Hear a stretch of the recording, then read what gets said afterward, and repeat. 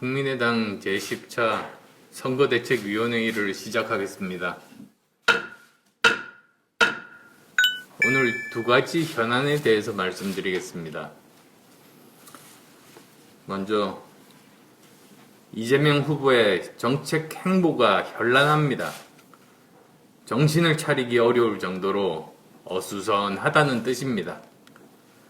전 국민 재난지원금을 지급하겠다고 했다가 국민이 동의하지 않으면 못한다고 했다가 다시 증세하지 않고도 가능하다고 말을 바꿉니다. 고갈위기에 처한 건강보험 재정을 털어 탈모 치료를 지원하겠다고 하고 표가 되는 듯 싶은지 이제는 소속 의원들까지 나서서 공약 홍보에 나섰습니다. 이재명 후보께 묻습니다. 건강보험 재정 고갈되면 어디 가서 돈 벌어올 수 있습니까? 텅 빈 재정 곳간 어떻게 채울지 이야기해 보십시오. 지금 청년들과 미래 세대들은 알아서 채우든지 아니면 굶으라는 것입니까? 문재인 케어 때문에 건강보험료 왕창 올리지 않으면 건강보험 재정 2, 3년 내 고갈 위기에 빠집니다. 이런 것은 외면하고 표받으려 막 내지르면 암 환자, 치매, 난치병, 기타 중증으로 고통받고 시달리는 환자와 그 가족분들은 어떻게 대처해야 합니까? 왜 복제약 약가 인하라는 정부에서 할 수 있는 현실적이고 합리적인 방안은 생각하지 못하고 오로지 국고에 있는 돈을 박박 긁어 쓰자는 생각밖에 없습니까? 하기야 모든 것 빚내서 하자는 사람들이니 텅 빈 나라 곳간이나 청년의 미래, 대한민국의 미래에 대해 무슨 관심이 있겠습니까? 이런 것이 바로 임기 동안 해먹고 튀면 그만이라는 전형적인 먹튀 정권의 모습입니다. 그동안 한국 정치의 망국병이 정치인들의 지역주의 선동과 진영 정치인데 이제는 이런 포퓰리즘이 새로운 망국병으로 등장하고 있습니다. 그렇기에 이번 대선에서 더 좋은 정권 교체, 더 나은 정치와 미래를 위한 우리의 첫 번째 정치 개혁 과제는 포퓰리즘 추방입니다. 이번 대선에서 인기 영합 정치를 극복해내지 못한다면 정권이 교체돼도 대한민국 정치는 결코 나아지지 않을 겁니다. 저 안철수가 욕먹을 각오를 하고 두 전직 대통령의 형 집행정지 석방을 요구한 것도 눈 딱 감고 다 드리자고 하면 표에 도움이 될 줄 알면서도 전 국민 재난지원금에 일관되게 반대하는 이유가 바로 여기에 있습니다. 거대 정당 후보들이 눈치 보며 피해가는 연금개혁, 주위에서 절대 하면 안 된다고 말렸지만 청년의 미래와 대한민국의 지속 가능성을 위해 반드시 필요하기에 말씀드린 겁니다. 저 안철수는 포퓰리즘이 아니라 진짜 필요한 개혁과 국민 통합을 하자는 겁니다. 우리는 이번 대선에서 그동안 금기시되었던 우리 사회 곳곳의 기득권 깨기에 나서야 합니다. 기득권이 판치는 사회에서는 기회균등과 과정의 공정을 담보할 수 없고 당연히 결과의 정의도 기대하기 어렵습니다. 개혁의 본질이 뭡니까? 기득권을 깨자는 겁니다. 내로남불 그리고 반칙과 특권 없는 사회로 개혁하는 것이 대한민국을 튼튼한 나라로 만들어가는 가장 중요한 기반입니다. 지극히 상식적이고 보편적인 원칙과 소신이 우리 사회와 정치의 중심에 서는 날까지 저 안철수는 조금도 흔들림 없이 앞으로 나갈 겁니다. 그런 저에게 여당은 전국민 재난지원금에 반대한다면서 존재감을 위해 국민의 고통을 외면한다는 왜곡된 비난을 하고 있습니다.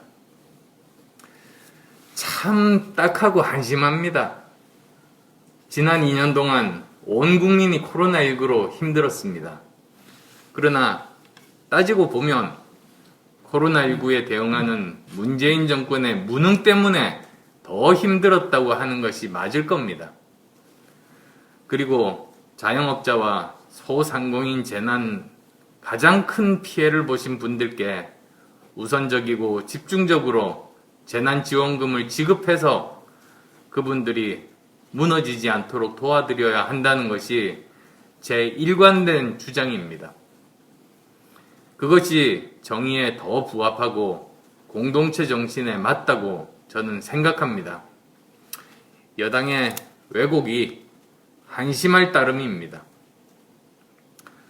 다른 사람의 중병보다 내 손톱 밑에 가시가 더 아픈 것이 인지상정이기는 합니다. 하지만 그건 개인의 차원이지 국정 최고 책임자가 되려는 사람이라면 생각이 달라야 합니다.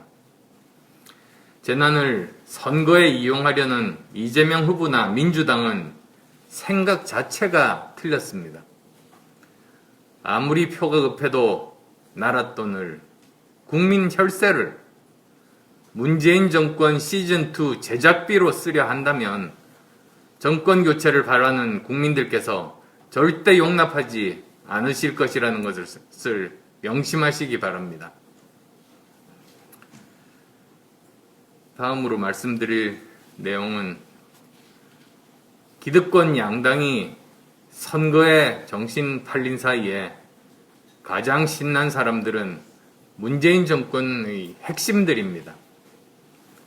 임기 말에는 중요한 인사를 하지 않는다는 지금까지 대한민국의 관례를 깨고 외교부는 요소수 사태 책임자를 OECD 대사로 발령냈고 법무부는 검사장 승진 인사를 예고했습니다. 앞으로 얼마나 더 많은 임기 말 알박기 인사, 보훈 인사가 계속될지 걱정입니다. 어떤 분들은 국민들 먹고 살기도 힘든데 알박기나 신경 쓰고 있나? 야당이 벌써 자리 생각이나 하느냐고 말씀하실 수도 있습니다. 하지만 이건 단순한 자리 문제가 아니라는 점을 말씀드립니다. 이번에 임명되고 있는 알박기 인사들은 임기 대부분을 차기 정부와 함께하게 됩니다.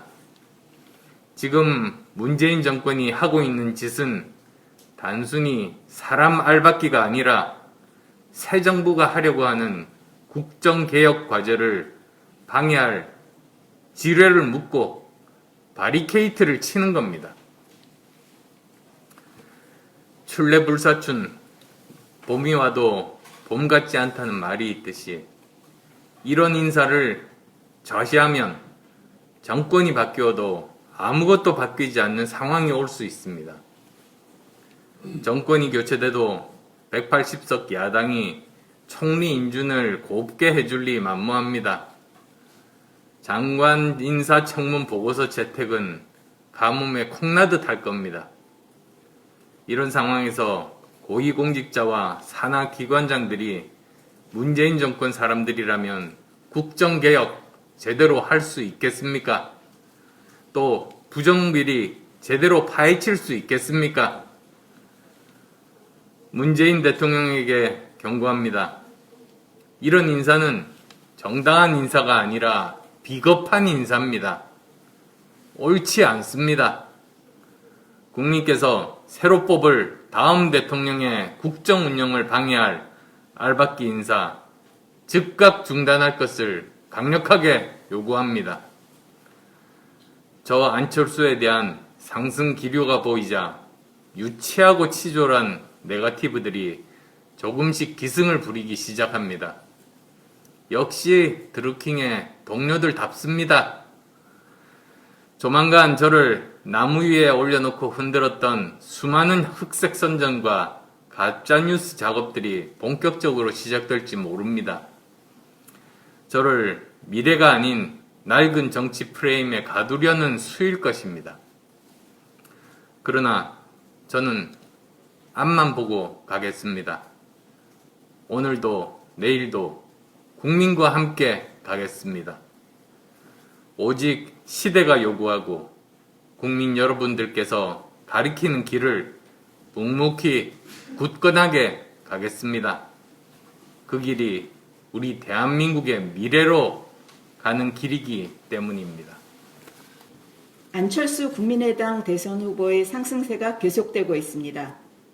9일 발표된 차기 대선 여론조사 결과에서 모두 두 자릿수 지지율을 확보하였고, 누가 야권 후보로 적합한지를 묻는 조사에서 윤석열 후보에게 우세를 보이는 것은 물론 이재명 후보와의 1대1 대결 구도에서도 압도적 우세를 보이는 결과가 발표되었습니다. 달라진 것은 여론조사 결과뿐이 아닙니다. 민생 투어 중에 만난 시민들의 반응도 나날이 달라지고 있습니다. 얼마 전까지 안철수 후보를 보는 시민들의 반응이 대선 후보를 보는 호기심이나 단순한 반가움이었다면, 최근 안철수 후보를 만난 시민들은 안 후보에게 생활의 어려움과 민원을 절절하게 호소하며 꼭 대통령이 되어 이런 문제를 해소해 달라고, 꼭 살기 좋은 나라를 만들어 달라는 부탁과 응원을 하고 계십니다. 좋은 제안들도 많이 해주시고 계십니다. 국민 여러분의 신뢰와 지지에 진심으로 감사드립니다. 그동안 저는 대통령 후보의 기본이라 할 수 있는 도덕성과 인성면에서 기대 수준을 맞추지 못한 양당 후보와는 확연하게 비교되는 안철수 후보에게 관심을 가져달라는 부탁을 드려왔습니다. 하지만 이제는 국민 여러분께 안철수가 하려는 정치가 어떤 것인지, 어떻게 대한민국의 미래를 바꿀 수 있는지 안철수의 공약에 대해 관심을 가져주십사고 부탁드리고 싶습니다. 초격차 과학기술을 통한 G5로의 성장 전략을 제시한 555 공약, 그동안의 상황에 대해 가장 정확한 예측과 대응책을 내놓았음이 증명된 코로나 공약, 미래 세대의 빚을 안겨주는 연금의 개혁을 위한 공약, 청년들의 일가정 양립 어려움과 주택 문제 해결을 위한 청년 공약, 복지 사각지대를 없애고 성장과 일자리, 복지 선순환을 이루기 위한 공약 등 안철수의 경험과 지식과 경륜이 바탕이 된 공약은 다른 후보들의 공약과 차별화됩니다. 비교해 보시면 왜 안철수만이 준비된 대통령인지 아실 수 있습니다. 표만 쫓는 포퓰리즘 공약, 눈치를 보는 갈팡질팡 공약, 갈등을 조장하는 공약과는 큰 차이가 있습니다. 비슷해 보이는 공약일지라도 후보가 내용을 숙지하고 있는 경우와 다른 사람의 의견을 단순하게 외워 전하는 경우와는 나중에 실현되는 데 큰 차이가 있을 수밖에 없습니다. 준비된 대통령, 그리고 실질적인 국민 통합을 이룰 수 있는 대통령, 여러분께서 경험 있고 능력 있는 안철수를 선택하시면 확실한 정권 교체, 그리고 더 좋은 정권 교체가 가능합니다.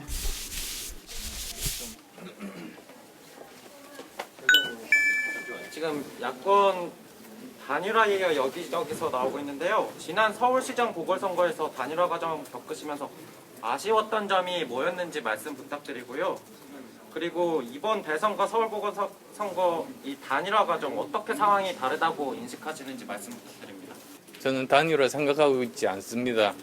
후보님, 그러면 단일화를 아예 완강하게 안 하실 건지 아니면은 대화의 가능성은 열어두시는 건지 좀. 같은 질문을 계속 하시니까 참 앵무새처럼 같은 답변을 드릴 수밖에 없는 점 양해 부탁드립니다. 후보님, 아까 제가 첫 번째 질문에서 지난 서울시장 보궐선거 단일화 과정에서 어떤 점이 아쉬웠는지 말씀 부탁드린다고. 국민 여러분들이 저한테도 오히려 여러 가지 아쉬운 점들을 말씀을 많이 해주셨습니다.